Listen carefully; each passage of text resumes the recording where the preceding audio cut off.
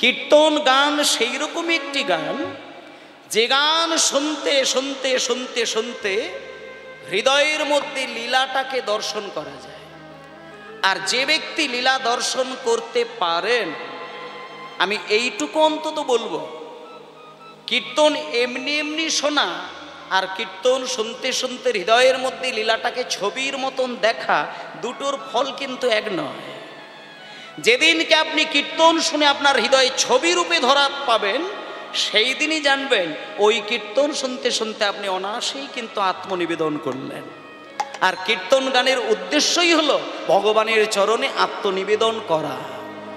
কীর্তন মানে তত্ত্ব শোনা, কীর্তন মানে নাচ দেখা, কীর্তন শোনা মানে তাল তরঙ্গ, কীর্তন শোনার মূল লক্ষ্য হচ্ছে ড্যান্স করা, এটা কিন্তু নয়। কীর্তন গানের মূল লক্ষ্যটি হচ্ছে ভগবানের প্রতি আত্মনিবেদন। আত্মনিবেদনে যেদিন আসবে, সেদিন আপনি একবার কৃষ্ণ বলবেন, চোখ থেকে কয়েক হাজার ফোঁটা জল গড়িয়ে যাবে। অনুরাগী ভক্ত কৃষ্ণ বলতে গিয়ে বুক চাপড়ে কান্নাকাটি করেন, ভক্ত ভগবান মিলন ওই জায়গায় হয়। তাই মায়েরা, যে কথাটি বলছিলাম,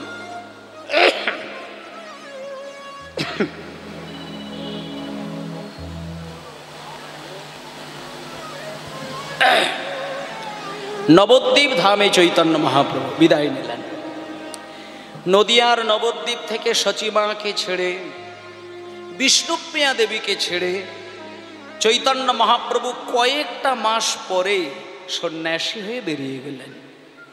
মায়েদেরকে একটা কথা বলি, যতদিন নিমাই সন্ন্যাসী হয়েছিলেন নি, ততদিনে কিন্তু চৈতন্যদেব কিন্তু নামটি হয়নি। গৌরাঙ্গ ছিল, নিমাই ছিল, গোরা হয়তো বলতো, কেউ হরি গৌর হরি বলতেন, কিন্তু শ্রীকৃষ্ণ চৈতন্য মহাপ্রভু এই নামটি সন্ন্যাস ধর্ম নেওয়ার সঙ্গে সঙ্গে হলেন। কে নাম দিলেন? কেশব ভারতী মহারাজ নামকরণ করলেন। কেশ মুন্ডন করে যেদিন তিনি সন্ন্যাসী হয়ে বেরিয়ে গেলেন, সেই দিন নিমাইয়ের বয়স ছিল 24 বৎসর। একটু ইতিহাসের এই সামান্য সামান্য কথাগুলো একটু মন দিয়ে শুনতে হবে, কারণ কলিযুগের মানুষ তো। নারায়ণ সম্পর্কে যদি আমাদের ধারণা একটু কমও থাকে, রামচন্দ্র সম্পর্কে যদি আমাদের জ্ঞান একটু কমও থাকে, কৃষ্ণ সম্পর্কে যদি আমাদের চেতনা একটু কমও হয়, গৌর সম্পর্কে যদি চেতনাটা অগাধ হতে পারে, তাহলে কিন্তু আপনি সব কিছুরই অধিকারী হয়ে গেলেন। যে গৌরকে চেনে সে সব কিছুকেই চেনেন, এটা আমার কথা নয় মায়েরা। যে গৌরকে জানেন সে সকলকে জানেন, আর যে গৌরকে জানেন না, সে সব কিছুকে জানলেও তার সব জানাই কিন্তু অন্ধের মতন হয়ে যায়। এটা আপনাদেরকে বলে দিলাম, এই কথাগুলো একটু সুন্দর করে মেনে চলবেন। আপনি গৌর সম্পর্কে কতটুকু জানলেন, এইটা সব সময় বিচার করে চলবেন। তাহলে আমি একটুখানি কথা বলি। 24 বছর বয়সে মাঘ মাসে বিষ্ণুপ্রিয়া দেবী সচিমাকে ছেড়ে নবদ্বীপের মানুষকে কাঁদিয়ে বাঙালির জীবন থেকে তিনি সন্ন্যাসী হয়ে বেরিয়ে গেলেন। কোথায়? পুরীর মন্দিরে। এবং পুরীর মন্দিরে যদি কোনোদিন আপনারা যান, কয়েকটা জিনিস অবশ্যই দেখে আসবেন। 1 নম্বর হচ্ছে সিদ্ধ বকুল গাছ, ওটা আপনারা দর্শন করে আসবেন। 2 নম্বর হচ্ছে গম্ভীরা মন্দির, সেইখানে প্রণাম করে আসবেন। কতকগুলো জিনিস আমাদের দেখার প্রয়োজন।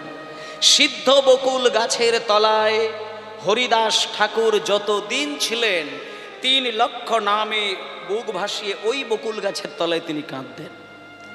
মহাপ্রভু 1000 বার হরিদাসকে বলেছিলেন, হরিদাস তুমি আমার সঙ্গে চলো, জগন্নাথের সামনে থেকে তোমাকে জগন্নাথ দর্শন করাবো। কিন্তু হরিদাস একটাই কথা বলতেন, যে প্রভু আমি যবনরাজের ঘরে জন্ম নিয়েছি, আমি এই গাছের তলা ছেড়ে আমি কোনোদিন ওই জগন্নাথের কাছে যাওয়ার মতন আমি অধিকারী হতে এখনো পারি না।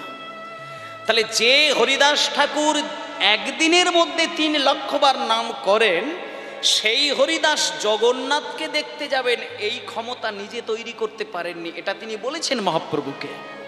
কোথায় তিনি কাটিয়েছিলেন? সিদ্ধ বকুল গাছের তলায় তিনি কাটিয়েছিলেন। সেই গাছের তলাটা একবার আপনারা যাবেন, প্রণাম করে আসবেন, গড়াগড়ি দিয়ে আসবেন, মহাপ্রভুকে হৃদয়ে ধারণ করে বাড়িতে আসবেন। ওই সমস্ত জায়গার মহিমা যারা ভক্ত হয় তারা সেইখানে গেলেই কিন্তু পাগল হয়ে নীরবে কাঁদে। এখনো সেইখানে গেলে মহাপ্রভুকে দেখা যায়, এখনো সেখানে গেলে মহাপ্রভুর হা কৃষ্ণ বলে ক্রন্দন ধ্বনি শোনা যায়। শুধু শোনার মতন কান, দেখার মতন নয়ন যাদের হয়েছে তারা এগুলো ধরতে পারে, সবার জন্য নয়, কিন্তু সকলকে সেই জায়গায় পৌঁছানোর জন্য সংকল্প করতে হবে। আমি এ জন্মে পারবো না, পরের জন্মে হব। এখনো বৃন্দাবনে গেলে কৃষ্ণের বাঁশি শোনা যায়, এখনো বৃন্দাবনে গেলে রাধারানীর নুপুরের ধ্বনি শোনা যায়। সেই জিনিসগুলো শোনার বা দেখার অধিকারী হতে হবে, ভক্তির বাঁধনে নিজেকে বাঁধতে হয়। তাই ভক্তমণ্ডলী মায়েরা, মহাপ্রভু যখন 24 বছর বয়সে তিনি সন্ন্যাসী হলেন, 24 বছর বয়স থেকে 12টি বছর তিনি দেশে বিদেশে ভ্রমণ করলেন এবং শেষ 12টি বছর ওই যে বললাম গম্ভীরা, ওই গম্ভীরার ঘরে একটানা 12 বছর তিনি কৃষ্ণ বলে কিনেছিলেন। আপনাদেরকে এই কথাগুলো একটু বলবো, তাহলে এগুলো একটু হিসাব করবেন না। 50 শতাব্দীতে মহাপ্রভুর জন্ম, 24 বছর বয়সে তিনি তার সন্ন্যাস ধর্ম নিলেন। সন্ন্যাস ধর্মের পরে 12টা বছর তিনি দেশে বিদেশে ঘুরে কাটালেন। তার পরের 12টি বছর তিনি কি করেছিলেন এইগুলো আপনাদের দেখতে হবে। শেষের 12টি বছর মহাপ্রভু আর কোথাও যায় না, কোথাও যায় না। ওই যে বললাম গম্ভীরা, ওই গম্ভীরার ঘরের দরজা বন্ধ করে দিয়ে ডান দিকে স্বরূপ দামোদর আর বাম দিকে রামানন্দ রায় দুইজনকে বুকে জড়িয়ে ধরে শুধু কৃষ্ণ কৃষ্ণ বলে কেঁদেছিলেন। তাও কেমন ভাবে কেঁদেছিলেন? একটা মানুষ কেমন ভাবে কাঁদতে পারেন এই ধারণাটা আমাদের কতটা রয়েছে মায়েরা? যার যত বিরহের গভীরতা হোক না কেন, যত বিরহই হোক না কেন মায়েরা, দেখবেন চোখ থেকে জল কোনোদিন ঠিকরে ছুটে যায় না। কিন্তু মহাপ্রভু যখন ডান হাতে স্বরূপ দামোদরকে জড়িয়ে ধরে হা কৃষ্ণ বলে কাঁদতেন, মহাপ্রভুর একবার কৃষ্ণ বলে কান্না, চোখ থেকে জল পিচকারির মতো ঠিকরে গিয়ে স্বরূপের বদন ভিজিয়ে দিতেন। রামানন্দ রায়কে জড়িয়ে ধরে যখন কৃষ্ণ বলে কাঁদতেন, চোখ থেকে জল ঠিকরে গিয়ে রামানন্দ রায়ের বদন ভিজিয়ে দিতেন। এত তার প্রেম, এত অনুরাগ, এত ভক্তি। শুধু রাত দিন ধরে হরে কৃষ্ণ হরে কৃষ্ণ কৃষ্ণ কৃষ্ণ হরে হরে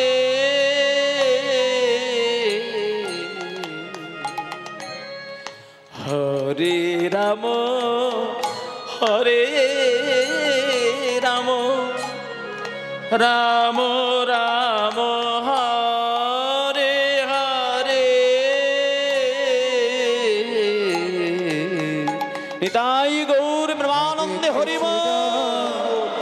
হরে কৃষ্ণ কৃষ্ণ কৃষ্ণ হরে হরে হরে রাম হরে রাম রাম রাম হরে হরে। হরে কৃষ্ণ হরে কৃষ্ণ কৃষ্ণ কৃষ্ণ হরে হরে হরে রাম হরে রাম রাম রাম হরে হরে হরে কৃষ্ণ হরি হরি বল হরি হরি বল। কৃষ্ণ কৃষ্ণ হরে হরে হরে রাম হরে রাম রাম রাম হরে হরে। হরে কৃষ্ণ হরে কৃষ্ণ কৃষ্ণ কৃষ্ণ হরে হরে হরে রাম হরে রাম রাম রাম হরে হরে হরে কৃষ্ণ হরে কৃষ্ণ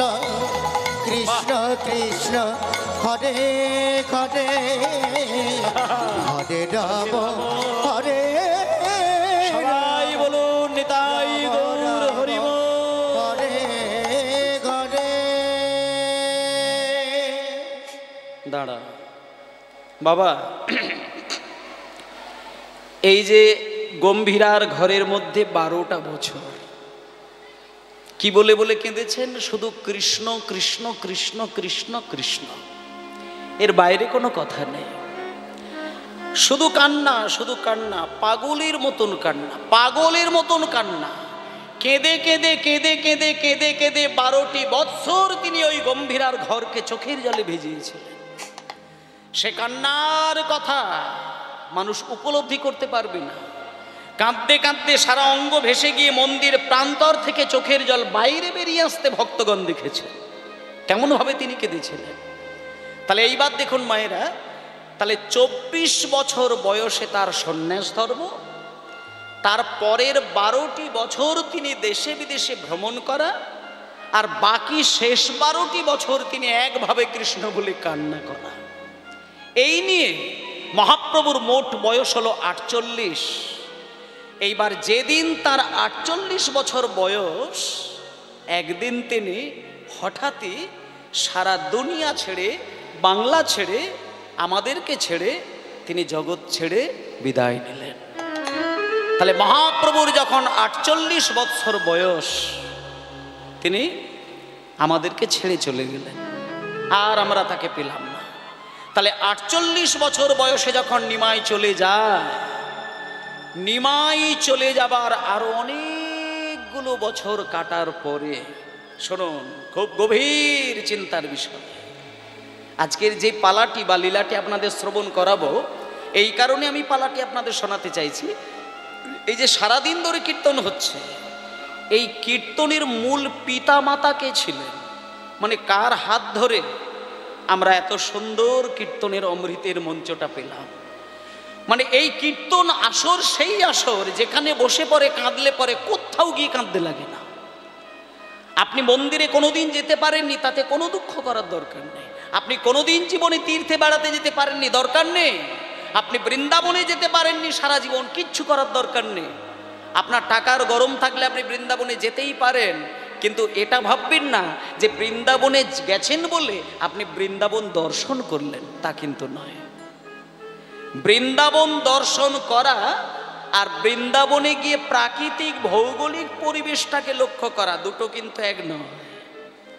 আপনার যদি পকেটের গরম থাকে, আপনি প্রত্যেক বছর বৃন্দাবন যেতেই পারেন, কিন্তু বৃন্দাবনের প্রাকৃতিক ভৌগোলিক পরিবেশটাই দেখা হবে, কিন্তু বৃন্দাবনের আদি রসতত্ত্বটা কিন্তু হৃদয়ে কোনোদিন স্পর্শ হবে না।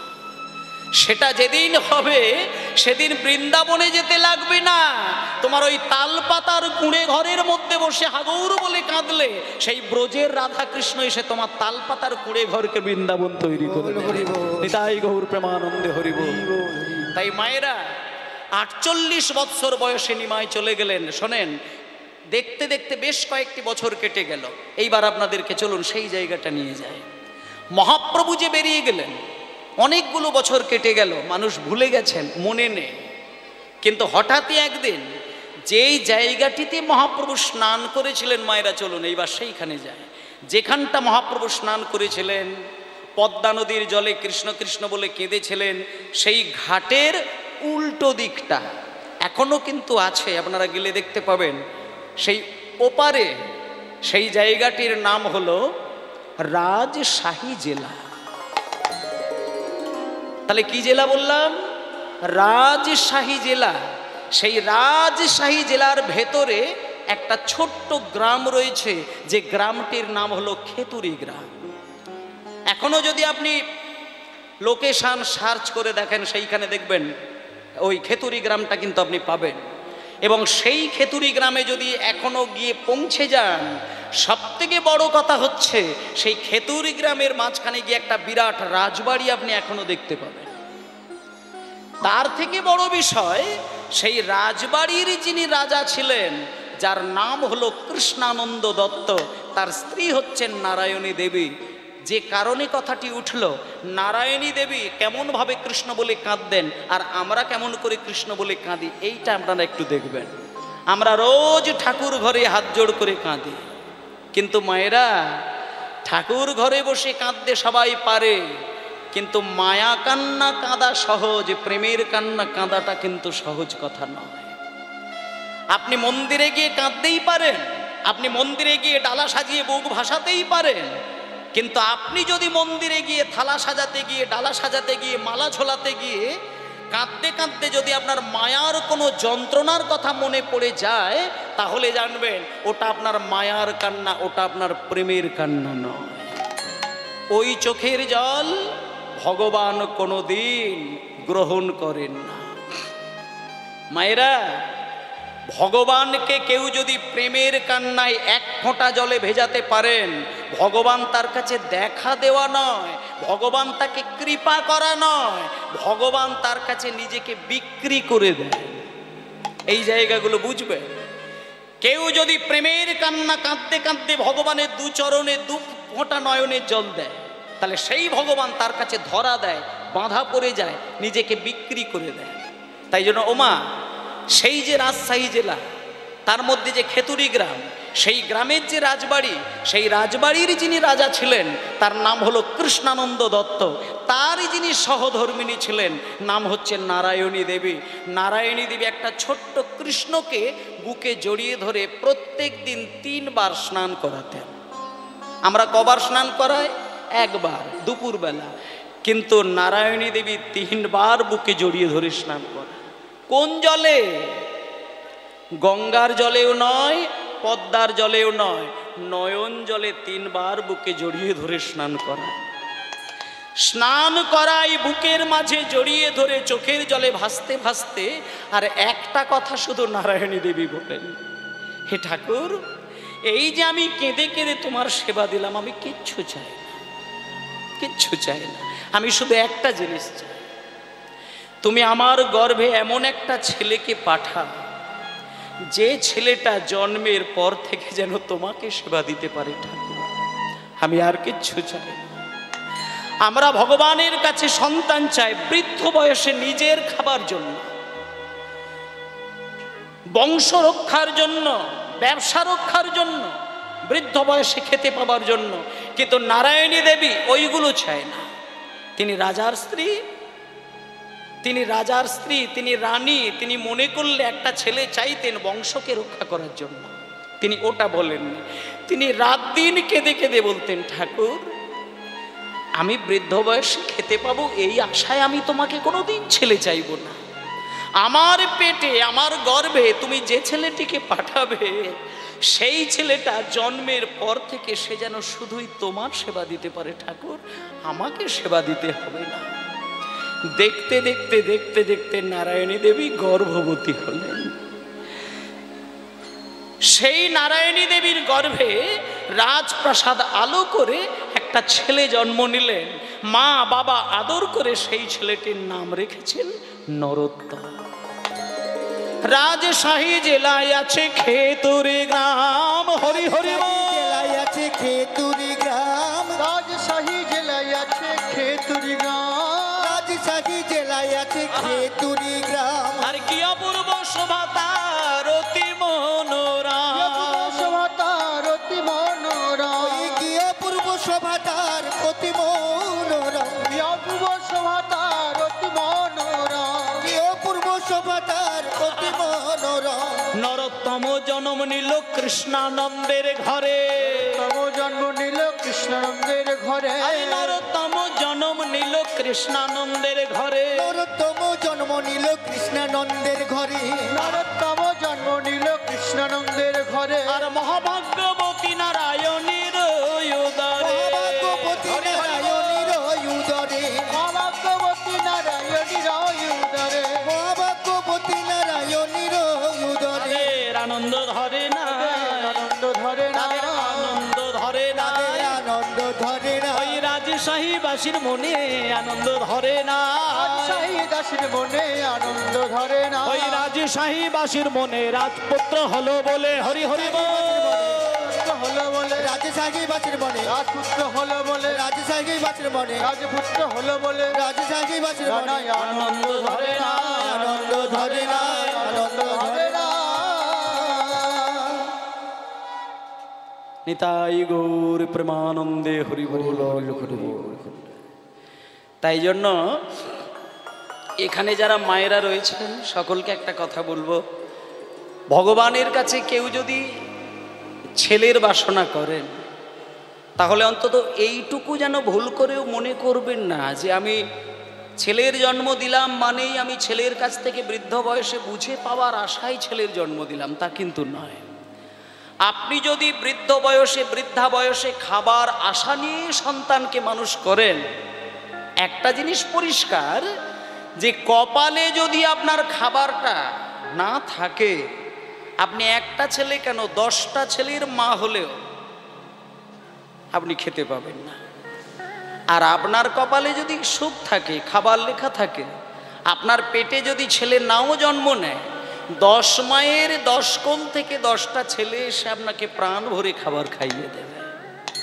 তাই জন্য একটা সোজা কথা বলি, যে মায়ের পেটে কৃষ্ণ ভক্ত সন্তান আসে সেই মা নয় শুধু, সেই ছেলের বাবা শুধু নয়, ওই বংশের বিগত 14 পুরুষ তারা যদি সারা জীবন পাপ করে করে পাপের একটা পাহাড় পর্যন্ত বসিয়ে রেখে দিয়ে যায়, একজন কৃষ্ণ ভক্ত সন্তানের 1 ফোঁটা চোখের জলের যা মূল্য, বিগত 14 পুরুষের পাপের যে পাহাড় সব ধুয়ে মুছে পরিষ্কার হয়ে সবার চিত্ত শুদ্ধ হয়ে একদিন গোবিন্দ চরণে নিবেদিত হয়ে যাবে। নিতাই গৌর প্রেমানন্দে হরি বল। কৃষ্ণ ভক্ত ছেলের মা, কৃষ্ণ ভক্ত ছেলের বাবা বৃদ্ধ বয়সে খেতে পায় না, এই উদাহরণ আপনি কোথাও দেখাতে পারবেন না, কোনো ইতিহাসের পাতায় প্রমাণ দিতে পারবেন না। যে ছেলে কৃষ্ণ ভক্ত হবে, যে মেয়ে কৃষ্ণ ভক্ত হবে, সে নিজে খাবার মুখে তোলার আগে তার মা বাবার কথাটা মনে করে সে কিন্তু কাঁদবে। কৃষ্ণ ভক্ত সন্তান খেতে গেলেই মায়ের কাছে গিয়ে জিজ্ঞেস করে, মা তুমি খেয়েছো? বাবা তুমি খেয়েছো? এই যে মা খেয়েছে কিনা বাবা খেয়েছে কিনা, একজন ভেতরে থাকা কৃষ্ণ প্রেমিক সে কোনোদিন মায়ের খোঁজ না নিয়ে নিজে খাবার তুলবে না। কিন্তু যদি কোনোদিন দেখেন গলা ভর্তি তুলসী কাঠের মালা, দ্বাদশ সঙ্গে তিলক সেবা করা, ধুতি পাঞ্জাবি পরা, জপমালায় নাম করা, কিন্তু মাকে বাবাকে খেতে দেয় না, ও কপট, ও কৃষ্ণ ভক্ত নয়। ওর বাইরে কৃষ্ণ ভক্তের আভরণ, ভেতরে এতটুকু কৃষ্ণ ভক্তের কোনো বিন্দু মাত্র, কোনো লেশ মাত্র পাওয়া যায় না। আর যার ভেতরে থাকে কৃষ্ণ প্রেম, তার বাইরে আভরণের দরকার হয় না। ওই প্রেমিক মা বাবাকে ভগবানের আগে বসিয়ে রাখেন। তাই ভক্তমণ্ডলী মা গো, আজকে যে ছেলেটি জন্ম নিয়েছে নাম হচ্ছে নরোত্তম। আজকে নরোত্তমের দেখতে দেখতে দেখতে দেখতে বয়সটা ক্রমশ বাড়ছে। ওমা 6 মাস গড়িয়ে গড়িয়ে 1 বছর হলো, 1 বছর গড়িয়ে গড়িয়ে 4 বছর হয়ে গেল, 4 বছর গড়িয়ে গড়িয়ে যখন 5 বছর হয়ে গেল, বাবা একদিন নরোত্তমকে কাছে নিয়ে মনে মনে চিন্তা করছে, খোকা রে, এই খোকা, আমার টাকা পয়সার অভাব নেই, তোকে মানুষ করার জন্য আমার অনেক টাকা রয়েছে, পয়সা রয়েছে, সোনাদানা রয়েছে, গয়নাগাটি রয়েছে, জমি জায়গা রয়েছে, কিন্তু একটা কথা বলি খোকা শোন, আমি তোকে ডাক্তার, মাস্টার, উকিল, ব্যারিস্টার, ইঞ্জিনিয়ার, এই এখনকার দিনের যেটা মায়েরা, ছেলেকে যদি টাকার মেশিন বানানো হয়, সেই মা বাবা মনে মনে চিন্তা করেন যে আমি একটা আদর্শ ছেলের মা হলাম কি বাবা হলাম।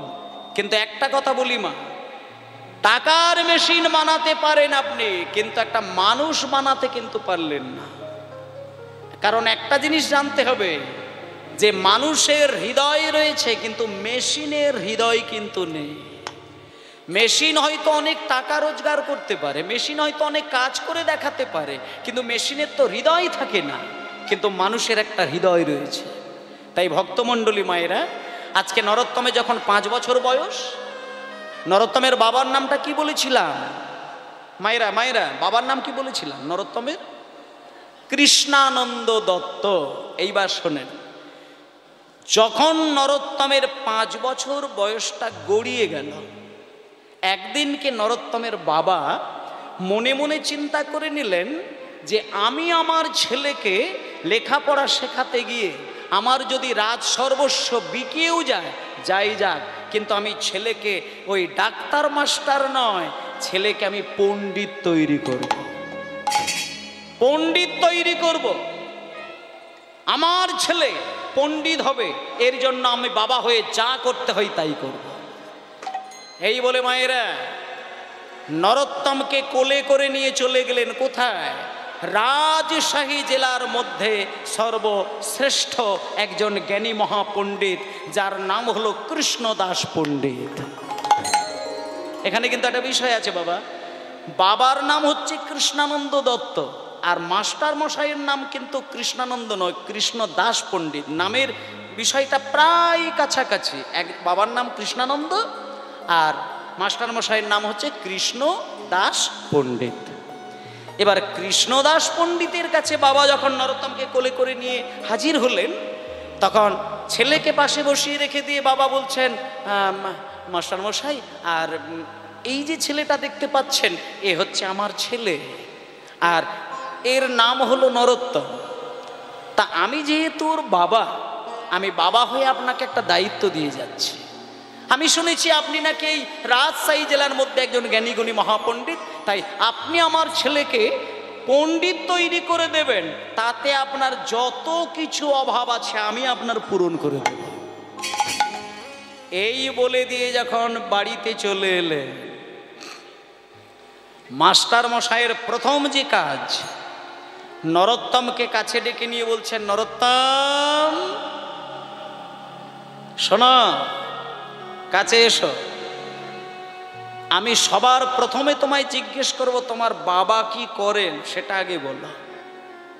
তখন নরোত্তম বলছেন, বাবা ঠাকুর, আমার বাবা তো একজন রাজামশাই, আমি তো রাজার ছেলে। ও আচ্ছা, তুমি তার মানে রাজার ছেলে, তার মানে রাজপুত্র। বাহ, কিন্তু খোকা একটা কথা তুমি মাথায় রেখো, আমার কাছে রাজার ছেলে আসলে পরে তাকে আমি কোলে করে জড়িয়ে ধরে আদর করব, আর ওই ভিখারির ছেলেগুলো আসলে পরে তাকে শুধু ছড়ি পেটা করব, এটা আমি কিন্তু ওই জাতের মাস্টার মশাই নই। আমার কাছে একটাই সংবিধান, রাজার জন্যে যে আইন আর পথের ভিখারির জন্যেও সেই আইন। তখন নরোত্তম বলছেন, বাবা ঠাকুর, তার মানে আপনি আমায় কি বলছেন বলুন? তার মানে আমি বলতে চাইছি যে আমার কাছে যারা লেখাপড়া শিখতে আসে, ও রাজা জমিদার বলে আমি আলাদা করে দেখি না। আমার ওই যে ছোট্ট একটা বেদি রয়েছে না, ওই বেদির ওপরে তাকে প্রথম দিনে দাঁড় করায়, আর ওই বেদিতে দাঁড় করিয়ে ছোট্ট একটা পরীক্ষা করে নিই। সেই পরীক্ষায় যে পাশ করবে তাকে আমি বাড়িতে রাখি, আর যে পাশ না করবে আমি আমার এই রাজপ্রাসাদ থেকে বাইরে বার করে দিই। যখনই বলেছে ওই বেদিতে দাঁড় করিয়ে পরীক্ষা, তখন নরোত্তম বলছেন, বাবা ঠাকুর ঠিক আছে, আপনি বলুন, আমাকে যদি পরীক্ষা দিতে হয় তাহলে আমি প্রস্তুত, আপনি বলুন আমায় কি পরীক্ষা দিতে হবে। তুমি পরীক্ষা দেবে? হ্যাঁ আমি পরীক্ষা দেব। আপনি বলুন আমায় কি পরীক্ষা দিতে হবে। শোনো, এই বেদির উপরে উঠে বসো, এখানে উঠে দাঁড়া, আর তোমার পরীক্ষাটা এমন কিছু বিষয় নয়, খুব সহজ একটি পরীক্ষা। ক খ গ ঘ উঙ, এই যে 5টি বর্ণ, এই 5টি বর্ণ দিয়ে তুমি একটা কবিতা রচনা করে শোনাবে। তুমি যদি কবিতাটা শোনাতে পারো তাহলে তুমি থাকবে, যদি কবিতা না শোনাতে পারো তুমি বেরিয়ে যাবে। এটা আমার সহজ পরীক্ষা। কিন্তু মায়েদেরকে একবার একটা কথা বলি, আপনাদের পাড়ায় যদি 5-6 বছরের কোনো ছেলে বা মেয়ে থাকে না, আপনি জিজ্ঞেস করে দেখবেন তো, কয়ে কবিতা নয়, শুধু বলবেন কয়ে শব্দ, ক দিয়ে একটি শব্দ বলতে বলবেন, তাতেই দেখে নেবেন কে কি বলে। 10টা ছেলেকে যদি প্রশ্ন করেন কয়ে কি হয়, তার মধ্যে অন্তত 8টি ছেলে বলবে কয়ে কাক। ঠিক আছে, জয়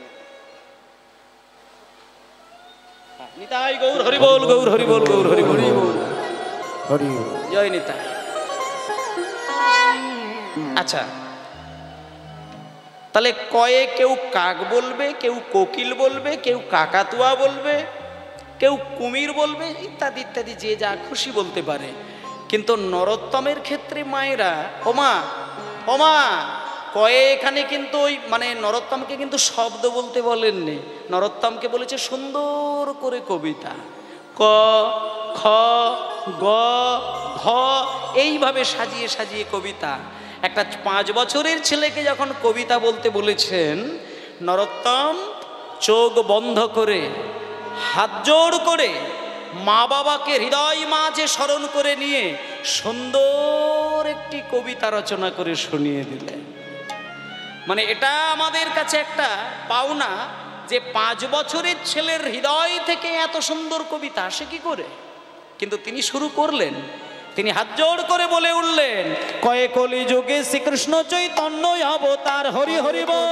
শ্রীকৃষ্ণ চৈতন্য অবতার, কয়ে কলি যুগে শ্রীকৃষ্ণ চৈতন্য অবতার, কলি যুগে শ্রীকৃষ্ণ চৈতন্য অবতার, কলি যুগে শ্রীকৃষ্ণ চৈতন্য অবতার, কলি যুগে শ্রীকৃষ্ণ চৈতন্য অবতার, কলি যুগে শ্রীকৃষ্ণ চৈতন্য অবতার। খেলিবার প্রবন্ধ কইলেন খোল করো তালা, কয়ে খেলিবার প্রবন্ধ কইলেন খোল করো, কয়ে খেলিবার প্রবন্ধ কইলেন খোল করো তালা, কয়ে খেলিবার প্রবন্ধ কইলেন খোল করো, কয়ে খেলিবার প্রবন্ধ কইলেন খোল করো তালা, খেলিবার প্রবন্ধ কইলেন খোল করো। দাঁড়াও দাঁড়াও, কয়ে কলিযুগে শ্রীকৃষ্ণ চৈতন্য অবতার, ক্ষয়ে খেলিবার প্রবন্ধে কইলেন খোল করতা। মাস্টার মশাই শুনে দেখছে কি সর্বনাশ। হ্যাঁ নরোত্তম, আরে এই কবিতা কি তুমি এর আগে কোনোদিন কোথাও শুনেছো নাকি তোমার মা বাবা এগুলো শিখিয়েছেন? তখন নরোত্তম বলছেন, বাবা ঠাকুর আপনার আশীর্বাদে আর মা বাবার আশীর্বাদে এই কবিতা আমার হৃদয় থেকে আমি সৃষ্টি করে আপনাকে শোনাচ্ছি। তখন নরোত্তমকে বলছে, আরো বলো আরো বলো, আমি শুনবো। ক্ষয়ে খেলিবা অনুপমন্দে কইলেন হরি হরি বল। খেলিবার প্রবন্ধ কইলেন খোল করো, কয়ে খেলিবার প্রবন্ধ কইলেন খোল করো তালা, গয়ে গড়াগড়ি গয়ে গড়াগড়ি গয়ে গড়াগড়ি জান প্রভু নিজ সংকীর্তনে, হরি হরি বল। প্রভু নিজ সংকীর্তনে, কয়ে গোড়াগড়ি জান প্রভু নিজ সংকীর্তন, কয়ে গড়াগড়ি জানে প্রভু নিজ সংকীর্তনে, গোড়াগড়ি জানে প্রভু নিজ সংকীর্তন, হয়ে ঘরে ঘরে হরি নাম দেন সর্বজনে, ঘরে হরি নাম গায়ে সর্বজনে, ঘরে ঘরে হরি নাম তিনি সর্বজনে, ঘরে ঘরে হরি নাম গায়ে সর্বজনে। উচ্চৈস্বরে উময় উচ্চৈস্বরে উময় উচ্চৈস্বরে গান প্রভু জীবের লাগিয়া, উচ্চস্বরে গান প্রভু জীবের লাগিয়া, উচ্চস্বরে গানে প্রভু জীবের লাগিয়া, হরি হরি হরি বল। প্রভু জীবের লাগিয়া, উচ্চস্বরে গানে প্রভু জীবের লাগিয়া, জয় চৈতন্য করলো জীবে কৃষ্ণ নাম দিয়া, চৈতন্য করল জীবের কৃষ্ণ মোদিয়া, চৈতন্য করল জীবের কৃষ্ণ নাম দিয়া, চৈতন্য করল জীবের কৃষ্ণ নাম দিয়া। এই বাবা বাবা রে, আরে এত সুন্দর কবিতা। জয় নিতে বাবা। আচ্ছা আচ্ছা, আমাদের ধলদিতা সার্বজনীন হরিবাসর সম্প্রদায়ের 90তম বর্ষ, সেক্ষেত্রে আমরা সবাইকে আমাদের তরফ থেকে হার্দিক অভিনন্দন জানাচ্ছি। আমরা কিছুটা সময় চেয়ে নিচ্ছি শুধু গৌর ভক্তবৃন্দ আপনাদের কাছ থেকে। আমাদের কিছু সম্মানপত্র দেওয়ার আছে। শ্রী দেবনারায়ণ পাল মহাশয়কে পুষ্পস্তবক তুলে দিচ্ছে শান্তনু দত্ত।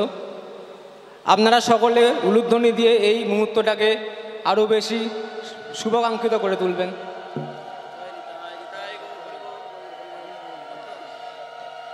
মহাশয়কে উত্তরীয় প্রদান করছে উত্তম দা মহাশয়। উত্তরীয়টা শ্রী দেবনারায়ণ পাল মহাশয়কে তুলে দেবে উত্তম দা মহাশয়। আপনারা সবাই দয়া করে উলুধ্বনি দিয়ে এই মুহূর্তটাকে আরও বেশি সাফল্যমণ্ডিত করে তুলবেন।